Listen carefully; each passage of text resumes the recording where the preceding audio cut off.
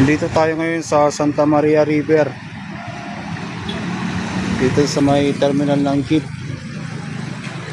Sa ilalim ng tulay. Patawid ng bayan.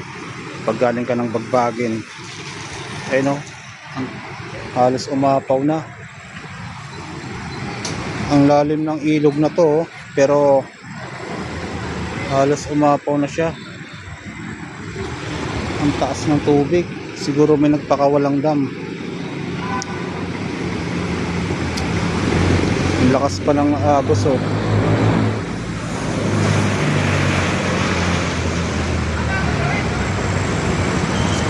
Time check 9:37. Araw ng Miyerkules, August 19. Ano, ang lakas ng agos.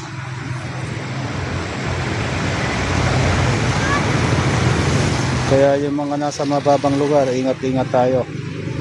Lalo na yung mga malalapit sa ilog.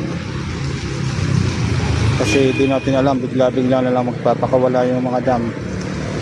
Kasi pagka na-reach na yung spilling level, hindi rin naman pwedeng hindi sila magpakawala dahil pag nasira naman yung dam, mas mahirap. Yan, lakas ng agos, tsaka ang taas. Napakalalim yan. Pagka walang ulan ang lalim yan. Pero ngayon halos umabot na sa ayan kaunti na lang, aapaw na. Ang lakas pa ng agos.